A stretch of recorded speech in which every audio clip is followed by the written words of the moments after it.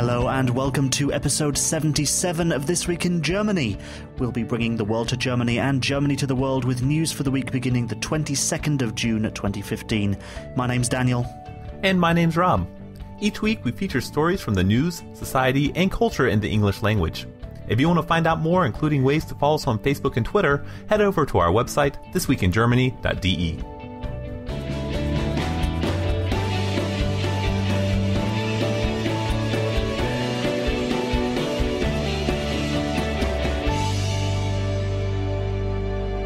And a lot has happened this week. We will get into that in just a moment, but I'd like to start by reading this a short excerpt from an email that we received from someone called Jamie, one of our listeners this week. He says, just wanted to send a short note to congratulate you on the podcast. I look forward to it every week. Well, thank you very much, Jamie. We received that email a little while ago, but we've been collecting all of your correspondence, and we'll read it out on the podcast because it helps keep us going, these positive reviews. So thank you very much for sending your opinions on the program. So, Rob, what's coming up this week? Well, in the news in brief, one of the big stories is that a Al Jazeera reporter has been detained in Berlin, and they're talking about if they're going to deport him or not. Yes, it's very interesting, and you'll get into all of the details on that in News in Brief. What about our destination? We are going to be looking at a user-inspired destination, and it is going to be Reichsstraße 1, the highway that goes from one side of Germany all the way to the other side. Yes. How did we receive that suggestion again? Can you remember? It was through Facebook. Yes, so you say it, we'll do it. Well, not everything, but if it's a good idea like this one, we will definitely do it, because I have learned a lot about it, and I'm sure you will too. Great. And finally, for our quick roundup, our German of the Week is a bit of a strange one this week. It's a judge who was texting in the courtroom. But first, let's get started with our top story today. My Big Fat Greek Divorce, starring Alexis Tsipras and Angela Merkel. That's how business newspaper The Economist reported the latest twist in the Greek debt crisis. The country has a payment deadline on the 30th of June when it must pay 1.5 billion euros. And if that sounds like a lot of money, that's because it is. To afford that payment, Greece needs to borrow money. In return for this cash injection, the lenders are demanding Athens make reforms such as budget cuts. But Greece's ruling party was elected on an anti-austerity ticket. Germany is the country that has given the most to Greece and therefore has an interest in the country's recovery and ability to pay back its debts. Some say the stability of Europe's political union is at stake. To unravel the tangled web of deals and debts and where Germany stands in all of this, Elisa Simantke from the newspaper Der Tagesspiegel joins us on the line from Berlin. Elisa, can you remind us how Greece got into this situation in the first place? What I can start with, or what you already have started with, is that we at the moment see like a huge conflict between, let's phrase it like that, two different economic ideas. Because Syriza was elected to stop the austerity regime, how they would call it, and now they are finding themselves in a much worse economic situation that the country has been before. So this will mean that at the end they might have the worst deal possible. So when Syriza took over in January, this already was a complicated situation because they had only 2 weeks in the beginning to complete a program they never wanted to accept. They promised to kick out the Troika. That's what they tried.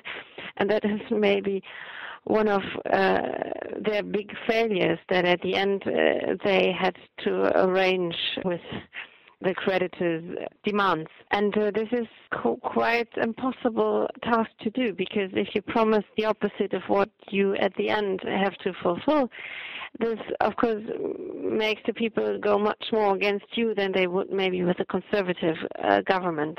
You have a government which promised to change everything and now is struggling to change at least a little. And this is the battle we are all watching at the moment. Yes, and you describe it as a battle. It's certainly, there's a lot of discussions that Greece has to make with the IMF, the International Monetary Fund, the European Central Bank, and the Eurozone countries. But the media have sometimes portrayed it as a battle between the Greek Prime Minister, Alexis Tsipras, and the German Chancellor. Why are people looking to Germany for the direction? Because Germany was for sure one of the leading countries in the austerity programs. Germany is one of the architects of this whole idea that you have to cut down spendings when you want to get out of a crisis. There are other economical ideas where you say, no, if you cut down the wages at the same time when economy is struggling, you don't have any demand from inside the country. When you already don't have a big demand from outside the country, then you might get into even bigger struggle. And that's not even a very Greek point of view, but maybe more of an Anglo-Saxon idea of economy. But yes, in Germany, economists and especially the finance ministry is very sure that the other way is the right thing. Debts are something bad, and you need to cut down everything, and you have to save a lot of money from the spendings. And then at the end, if everyone is behaving like Germany did, they will be totally successful at the end. And the other reason, I'm sure, is like the German-Greek history, starting from a war to very close relationships in the history. So you always had this huge emotional attachment between Germany and Greece, which we were talking about, I guess, already in our last podcast, which makes the whole discussion in a way personalized, though you have in the origin a battle between two economical ideas, as I would phrase it. Looking at it from the German side, in your last appearance on the program, you spoke about a seemingly anti-Greek reporting in some German media. Have we seen a change to that coverage, and what do Germans think of the situation?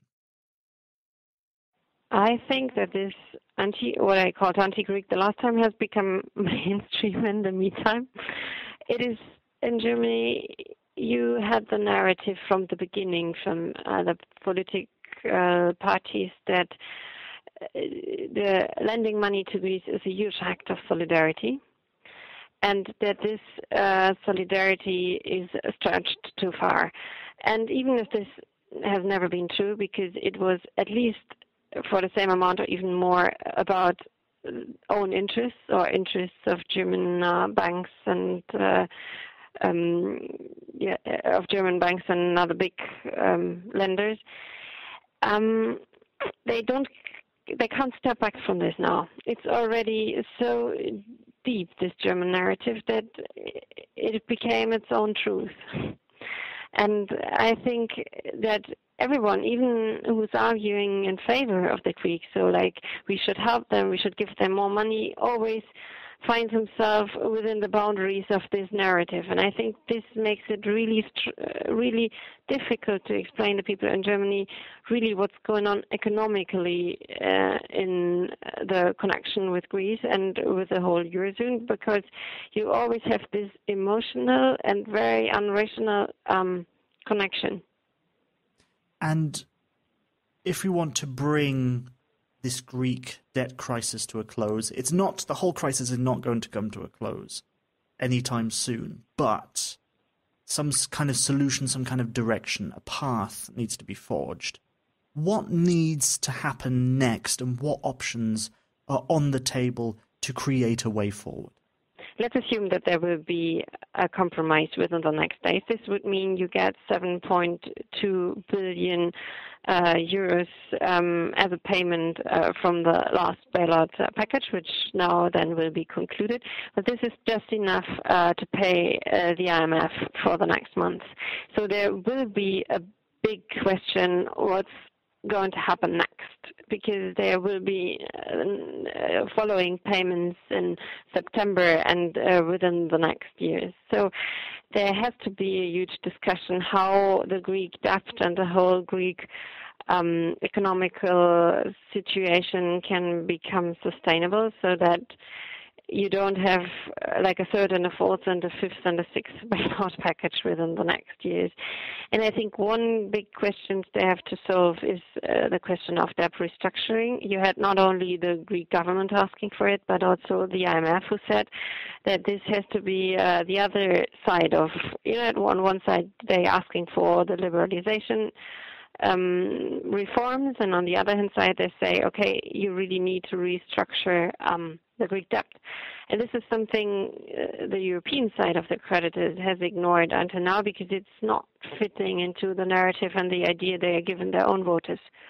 So I think this will be a really huge discussion within the next months, and whoever thinks that the Greek topic will be solved with a compromise, or even better, will be solved with the Brexit or whatever they hope for, they can be sure that this discussion will be with us for at least the next month, and I'm very sure in the next years. It's nothing like getting rid of an economic situation like that. You have to solve it.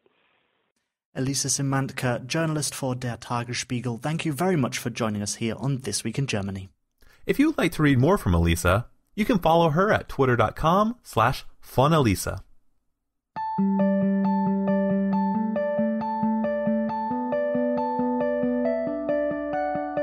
And now for this week's News in Brief. At Berlin's Tegel airport, Al Jazeera journalist Ahmed Mansour was detained by security when he tried to board an airplane leaving the country. The reason being is that there was an international warrant for his arrest ordered by Egypt. Mansour was sentenced last year by a court in Cairo to serve a 15-year jail sentence for the torture of a lawyer in Egypt. He rejects the charges and said it was just an attempt to discredit his character. He gave a press statement from his detention in Germany and said that he had a document from Interpol that cleared him from this unjust warrant and that he expects Germany will do the right thing and release him. His case will soon be discussed by prosecutors, who will be helping make a decision if Mansour should be deported from Germany back to Egypt.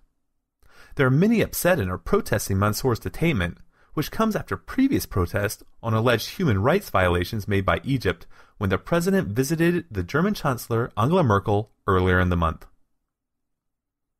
Andrea Voshoff, the Federal Commissioner for Data Protection and Freedom of Information, has given a report which criticizes Germany's plans for mass data retention laws. This is a bit of a surprise because Voshoff was a supporter previously. She called the proposed draft unconstitutional and a breach of both German and EU laws. One of the major problems, she said, was that telecoms were required to keep telephone and online data of users for 10 weeks without any reason. Though, supporters say that the reason is that this data will be used to fight crime and to fight terrorism.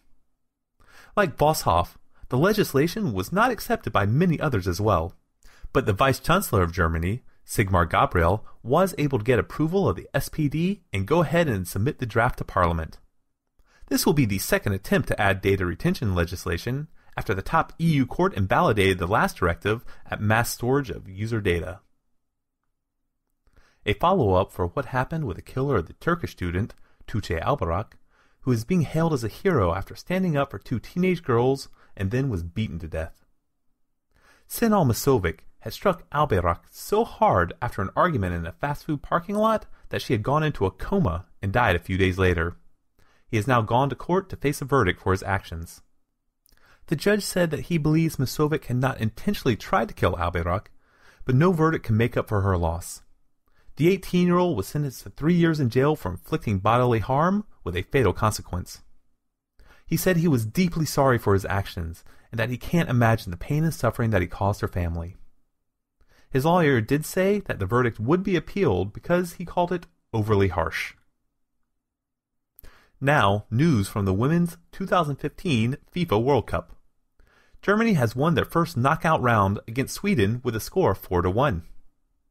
Their next scheduled playoff match will be on June 26, with the winner between France and South Korea.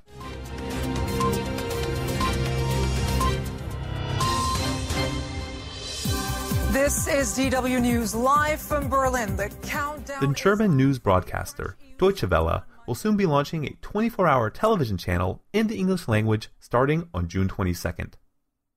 Those looking for a well-rounded news show in English coming from a German news agency may want to check it out. And that's the news in brief. If you want to get even more news from Germany, go to our website thisweekingermany.de, and on our sidebar you can click up for our bi-weekly email newsletter. And now it's time for June's Film Club, so join me as always is Mr. Film himself, Malachi Ray Rempen, who's joining me on the line over Skype. Hello, Malachi. That's Dr. Film to you. Sorry, Dr. Film. I just want to tell you before we begin that when we were introducing you a while ago, me and Rob were going through the script, and he looked at your name and kind of spontaneously, as he was reading through the script, said Malchichi, which I think is a great name. So, well, I've gotten a lot of Malachi, Malachi. I've never gotten Malchichi. So, Malchichi, what is today's film? That's Dr. Malchichi to you. The film is M by Fritz Lang, made in 1931. The German title of that film is M, the letter M. I guess the full title would be Eine Stadt sucht einen Mörder. A city looks for a murderer, but it's known everywhere as just M. This was made in, like I said, 1931 by Fritz Lang, one of the greatest film directors of all time. He did another film you may have heard of called Metropolis, which is a silent film and just one of the greatest sci-fi, or like one of the grandfathers of sci-fi films. This one, however, is a murder mystery. It takes place in contemporary 1931 Berlin, about a child murderer and the sort of the city banding together to look for him, and what happens psychologically to the people as this child murderer goes about his work. Okay, so it's a comedy. So it's a comedy. Yeah. No, it's it's funny because it's a drama, but because it's 1931, everyone plays it really big. So everything's really big and theatrical and kind of goofy sometimes, and some of the characters are hilarious looking. And Peter Lorre, the actor in it, this is his first starring role, and he became famous later after he fled Germany for being in films like Casablanca. That's the one I knew him from, and The Maltese Falcon, and he did films like that. But he's got these big bug eyes and this like really expressive face, and so he, among others, just make it sort of comedic. Yeah, they kind of make it sort of comedic in a way, but it's definitely about child murdering. So, okay, what are some of the highlights of this film? It's really good, honestly. Like it's unlike the other film that we watched a couple episodes back, Wings of Desire or Himmel über Berlin, which I had seen in film school and really liked, and it was one of my favorite films, and we rewatched it, and it was just, I wasn't so blown away with it the way I was the first time. This film I found just as good the second time around watching it. I had seen it in film school. I really liked it. It's kind of on my list to rewatch anyway. And it's just really well put together, very tightly told story. So everything leads, it's not like old films from that era, which tend to sort of drag on and be kind of boring. It's very energetic. It's very full of life, and it's a page turner of a film in the same way that maybe a current crime thriller might be. Like it's just a very very tight story. Good on him. Yes, very. I didn't answer your question though. Can you name any highlights in terms of scenes or like something which the actual elements in the way that the film is made that makes it so special? There's one film I like. One scene that I like in the beginning where he's kind of depicting how when the people are reading about these murders in the newspaper and they start to accuse each other, and it's just this very over-the-top scene. So this wonderful scene where these sort of older men with these magnificent beards and mustaches smoking these absurdly over-the-top pipes, sort of waving the fingers and accusing each other and shaking their fists and having these fights over which one of them is the accusing each other of the child murder. And it's just that's the scene I was thinking of when I said they're sort of over the top and kind of hilarious in a way. I wouldn't say it's a highlight, but the scenes of the children being murdered, it's never on scene. It's never shown. Obviously, in that time, he probably couldn't have gotten away with it, but he chose not to do it. And sort of, there are these really it's grisly in a way because it's left so much left up to your imagination, and what you imagine is so much worse than whatever you could possibly show on the screen. So like, the first child, it did just show them her walking along and then meeting this guy, and then who's just a shadow, and then sort of a ball bouncing down the street and a balloon getting caught in the power lines, and just the mom kind of waiting for her to come home. And it's just like, you put the pieces together in your mind, and that to me is really striking and really wonderful storytelling. Yes, I would say it's a definitive film in the child murder genre. Yeah, right. And in the ridiculous mustache, bug-eyed people genre. Well, it certainly seems like a very interesting film, and so I hope you'll all go and see it if you haven't already. And Malachi, when will you be back, and what will happen next time?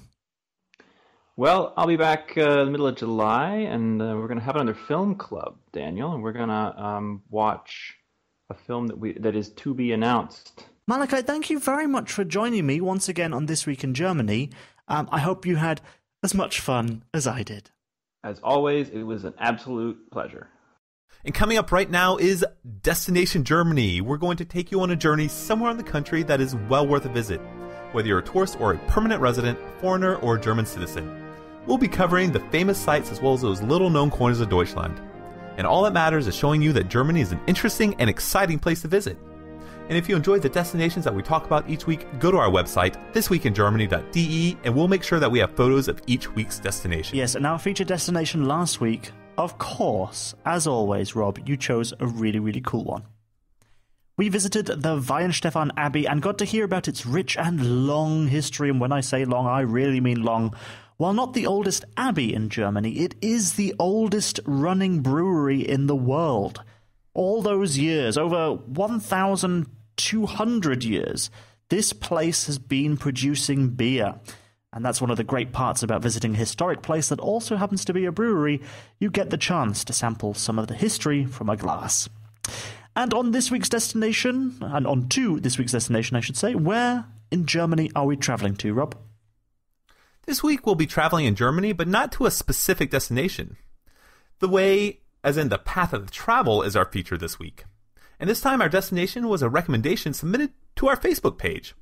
We're going on the open road from the west to the east, or the east to the west, across the entire country, and one of Germany's most famous roads, Reichsstraße 1.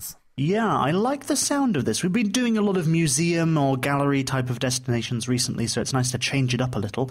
So I'd love to hear about Reichsstraße 1. So let's get the show on the road. Okay, I have heard of this road before, but I really didn't know that much about it, so I had a lot of research to do.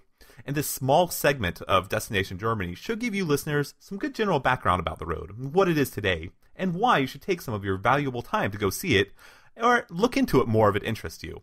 There is a lot of information and cool things you can find out about Reichsstraße 1. Okay, Rob, but first, let's start at the beginning. Where does the road begin? It was a very important road that connected many countries from the far east to the far west, but I'm mostly going to concentrate on where it is inside the borders of present-day Germany. What do you mean by present-day Germany? How old is this road? While not yet called Reichsstraße 1, this route could be traced back to before the 19th century as trade routes from Berlin all the way to Russia, and it was a pretty well-traveled path. So when did it actually become the Reichsstraße? I can't even pronounce it. It started being called Fernverkehrsstraße 1, meaning a long-distance highway, for a few years before getting the famous Reichsstraße 1 name, meaning national highway or state road of the German Reich, in 1934. I see. So it started off as, in this name, as a Nazi road, by the looks of it. Was this, at this time, was it still going far into other countries? The Reichsstraße 1 officially stretched from the German-Dutch border at the city of Aachen. Aachen, thank you. Yeah. Aachen, all the way up to Berlin, and then it ended where it was going through the Polish corridor to Poland. But it doesn't actually stop there. It goes into Poland as the road number 22, and then from Poland into Russia as 194. But Reichsstraße 1 is strictly in Germany. Wow, so that's quite a bit of a journey if you were to follow this all the way through. But it sounds like it could be one of the most direct ways to cross the country. It really was. That is, up until the universally known Autobahn was ready to use with the constant 2 lanes, so passing became much easier. But a different story. Let's go back to Reichsstraße 1. Okay, so if we turn back to the destination of the moment, what can we find on the Reichsstraße 1? One more thing to point out, it's not actually called Reichsstraße anymore. It only had that official name for 15 years up until 1949 when the Reichsstreets became the possession of the new Federal Republic of Germany and they were renamed the Bundesstraße. Bundesstraßen. Which they were renamed the Bundesstraßen, which means federal roads. Now, while pretty much the same road, it is called the B1 rather than the R1. Okay, I see. So why might people want to visit the B1 today? The most obvious reason is, if you have the time, you can see a lot of Germany when you travel it. It's not going on the major expressways of the Autobahn. You really get the experience of seeing the country. And not just the countryside, the highway goes through or right next to many cities big and small. Again, it's not as fast as the Autobahn, but the view from the windows is much more scenic in my opinion. And if it goes all the way across the wide part of Germany from east to west, then I'm sure there's a million things to see along the way. Yeah, there is way too much to tell you about in just this segment. And so I'm going to pick out just something from this road that I think looks really neat. This road goes through the Brandenburg Forest and lake area, which is absolutely beautiful. And come to think of it, there might be another destination Germany that features just that. And like always, if you want to get a good idea about what this road actually looks like after you've heard all about it, you can go to our website, thisweekingermany.de, where we'll have photos for you to check out of what was formerly known as the Reichsstraße. I can barely even say it, which is now the Bundesstraße 1. Also, don't forget that if you want some cool information, check out the Facebook page of the listener who suggested this destination at facebook.com/Reichsstraße 1. Next up, our German of the Week section, where we put the spotlight on a prominent person from this week's news. Could be a German citizen, or even a foreigner who we deem an honorary German, who's had an effect, for better or worse, on German culture, society, and politics. Our German of the Week this week is not going to be named. It's not really a fact of who it is, but what this person did. Last week, a judge in one of Germany's regional courts was presiding over a trial with 2 defendants that were up for stabbing charges. At a time a witness was giving testimony for the case, the judge was preoccupied with her mobile telephone and was sending text messages trying to arrange a babysitter for her children. The incident was moved to the country's highest court, and a judge there declared a retrial for the 2 defendants, as he believed the original judge did not give their full attention to the trial when it was needed. The federal judge said that mobile telephones do not belong in the courtroom at all. Not for onlookers, not for lawyers, and obviously not for judges. That was our German of the Week, so you know what it means. It's the end of episode number 77. So, Rob, if people miss us between this podcast and the next, they can check out our website, thisweekingermany.de. What can they find on there? Well, besides all our great content that we keep on updating all during the week, you can also find our social media links and other ways to support us. I want to give a big thank you to Elisa Simantke for joining us on our top story. If you'd like to read more from Elisa, you can follow her on twitter.com/vanelisa. And also a big thank you once again to Malachi Ray Rempen for providing us with his film review of M. Check out his website at mmrempen.com. This Week in Germany is produced by me, Daniel Winter. It is written and presented by myself and Rob Bishop. Thank you very much for listening. We'll be back in 7 days with more of This Week in Germany.